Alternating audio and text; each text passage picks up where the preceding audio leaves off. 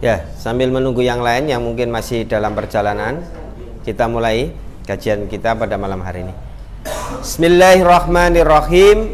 Assalamualaikum warahmatullahi wabarakatuh.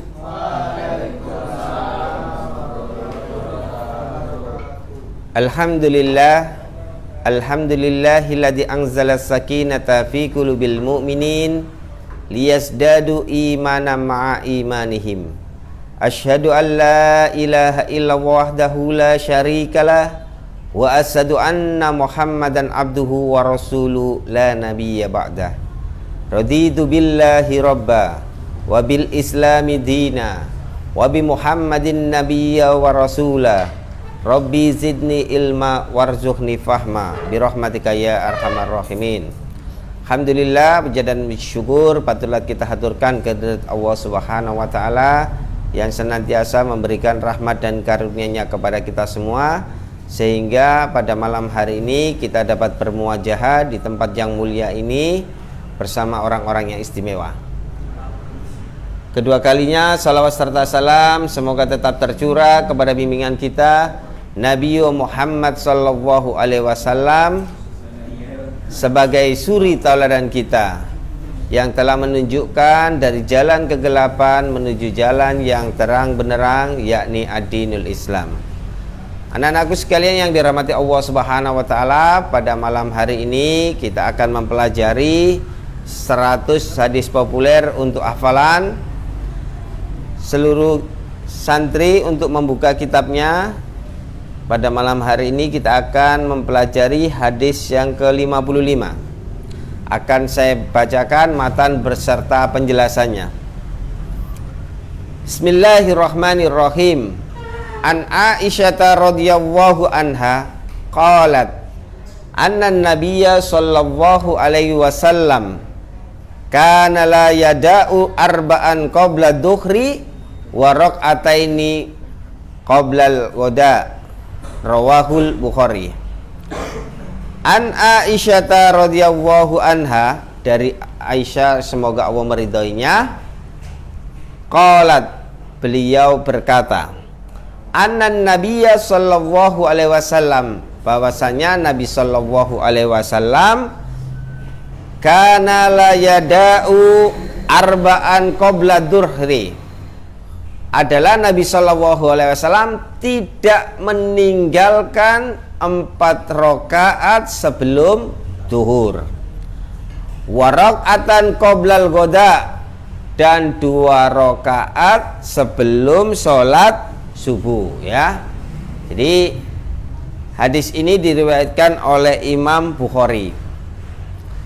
Di riwayat yang lain, ya, terkait dengan fadilah atau keutamaan 4 rakaat sebelum zuhur, Nabi Shallallahu alaihi wasallam bersabda, man hafadho arba'a rakaatain qabla dhuhri, barang siapa yang menjaga 4 rakaat qabla dhuhri, sebelum zuhur, wa arba'an ba'da dhuhri hafidallah alan nar, jadi Allah akan menjaga dari siksa api neraka.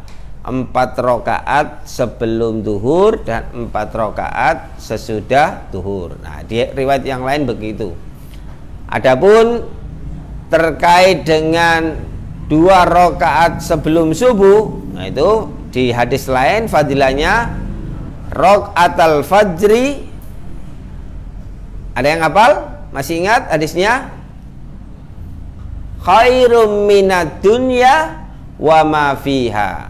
2 rakaat sebelum subuh itu jauh lebih baik dibandingkan dunia beserta isinya. Yaitu fadilah. Nah, di hadis ini bahwa penjelasan kana la yada'u arba'an, Nabi Muhammad SAW beliau tidak pernah meninggalkan 4 rakaat qabla dhuhri, ya, 4 rakaat sebelum zuhur itu senantiasa beliau kerjakan, beliau lakukan. Nah, namanya manusia pasti pernah lupa karena kesibukan, karena urusan sehingga waktunya masuk duhur kemudian diikomai. Nah, bagaimana caranya? Ya, ketika itu terjadi pada diri kita, karena kita sudah membiasakan diri kita dengan menjaga 4 rakaat, maka diperbolehkan diganti ba'da duhur. Ya, jadi kalau 4 rakaat ini sudah biasa kita lakukan, kemudian karena kesibukan kita yang mestinya datang sebelum adzan, itu karena kesibukan kita datangnya setelah adzan bahkan mendekati iqomah, sehingga ketika dikumandangkan iqomah maka la sholata apa? Idza uqimatis sholat, apabila tidak ada sholat sunnah ketika dikumandangkan iqomah. Nah, apa yang kita lakukan? Kita melakukannya setelah sholat duhur, dan itu boleh, dan itu pernah dilakukan Nabi Muhammad SAW. Jadi beliau pernah melakukan qobliyah duhur waktunya, tapi ba'diyah duhur. Kenapa? Karena memang beliau sudah konsisten istiqomah, ya. Jadi keistiqomahan beliau dalam melaksanakan qobliyah duhur 4 rakaat itu pernah apa? Pernah terlupakan, pernah tergantikan karena kesibukan beliau, sehingga beliau menggantinya di ba'diyah duhur. Nah, ini bagaimana? Boleh, boleh. Tapi sesekali, ya, sesekali itu dalam arti karena kita sudah terbiasa, kemudian ya setelah kerja capek istirahat, ternyata adzan duhur tidak terdengar. Nah, baru kita datang ke masjid sudah iqomah. Nah, yang seperti itu diperbolehkan mengganti 4 rakaat setelah sholat duhur. Nah, kalau bagaimana kalau kita tidak terbiasa, ya? Kalau tidak terbiasa tidak diperbolehkan. Kenapa? Karena itu hanya momen-momen tertentu, artinya sudah menjadi kebiasaan, ya. Waktunya pun ditentukan. Tapi karena ada hal yang membolehkan untuk menggantinya dan dicontohkan oleh Nabi, maka kita boleh mengganti 4 rakaat sebelum duhur, digantikan waktunya setelah sholat duhur, ya. Nah, kemudian ketika kita istiqomah 4 rakaat sebelum duhur, kemudian 4 rakaat sesudahnya, apa jaminannya?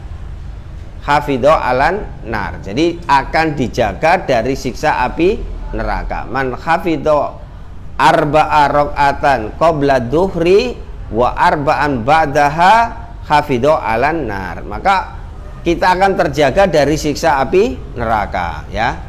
Jadi kalau ingin tidak disiksa api neraka, maka apa yang harus kita lakukan? Yaitu sholat 4 rakaat sebelum duhur dan 4 rakaat ba'diyah duhur. Dan fadilahnya itu, ya, yang selalu melakukan itu tidak putus-putus, akan dibangunkan apa? Dibangunkan istana di surga. Wah, istimewa. Jadi ada fadilah, keutamaan bagi orang yang mengerjakan 4 rakaat sebelum duhur dan 4 rakaat sesudahnya. Tata caranya bagaimana? Boleh dilakukan di masjid, ya. Sholatul laili wan nahar masna-masna. Jadi sholat sunnah siang dan malam itu pada hakikatnya, pada umumnya masna-masna, 2 rakaat salam, kemudian 2 rakaat salam. Kalau kita lakukan di rumah itu jauh lebih baik, ya. Kalau rumahnya dekat dengan masjid, dilakukan di rumah. Misal di panti, jaraknya hanya 10 meter dari masjid. Nah, dilakukan di rumah itu lebih baik, ya. Tapi kalau jaraknya jauh tidak memungkinkan, ya.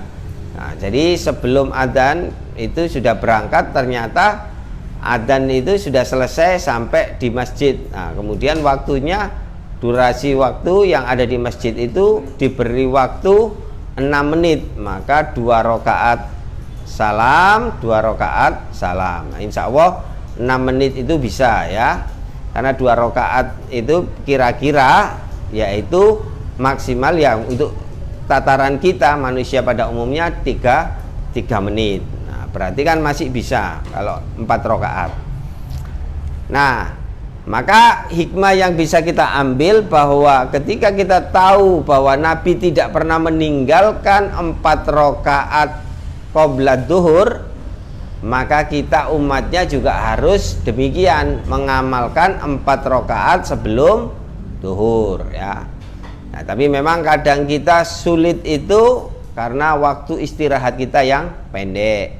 Nah, bagaimana caranya? Ya, kita maksimalkan. Kalau tidak bisa 4, kita laksanakan 2 rakaat. Kan kaidah itu kan begitu. Ma la yutriku kulluhu la yutriku ba'dahu. Apa yang tidak bisa semuanya tidak berarti kemudian ditinggalkan semuanya, tapi dikerjakan sebagian. Nah, insya Allah kalau kita ada itikad, ada niatan yang baik, insya Allah Allah akan membalas sesuai dengan amal perbuatan kita ya. Kita yakin niat untuk mengerjakan 4 rakaat, tapi waktunya tidak ada, hanya 2, tapi Allah akan membalas dengan balasan yang lebih dari apa yang kita kerjakan, karena kita sudah ada niat ya.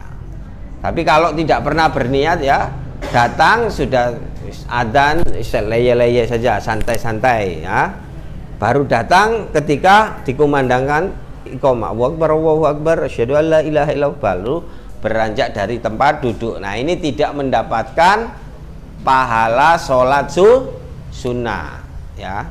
Jadi kita usahakan untuk bisa mendapatkan pahala sholat sunnah, karena Nabi itu tidak pernah meninggalkan 4 rakaat sebelum duhur dan 2 rakaat sebelum subuh ya. Bahasanya di sini adalah warokaatain qoblal goda, dan 2 rakaat sebelum subuh atau pagi. Semoga kita semua yang hadir di sini untuk bisa mengamalkan 4 rakaat sebelum duhur dan 2 rakaat sebelum subuh, sehingga kita menjadi umatnya Nabi Muhammad ya. Jadi Muhammadiyah itu bukan sekedar organisasi, tetapi lebih pada penguatan inti, yaitu bagaimana kita menteladani Nabi Muhammad Shallallahu Alaihi Wasallam, baik dari ucapan, perbuatan ya, itu harus meniru, mencontoh baginda Nabi Muhammad Shallallahu Alaihi Wasallam. Alhamdulillah, materi yang kita dapatkan ini semoga dapat kita pahami dan kita amalkan dalam kehidupan kita, sehingga semakin bertambah hari, semakin bertambah amal soleh kita, lebih mendekatkan diri kepada Allah Subhanahu wa taala. Marilah kita tutup pertemuan pada malam hari ini dengan membaca hamdalah dan kafaratul majlis. Alhamdulillahirabbil alamin. Subhanakallahumma wa bihamdika asyhadu an la ilaha illa anta astaghfiruka wa atubu ilaik. Akhirul kalam, nun wal qalami wa ma yasturun. Wassalamualaikum warahmatullahi wabarakatuh.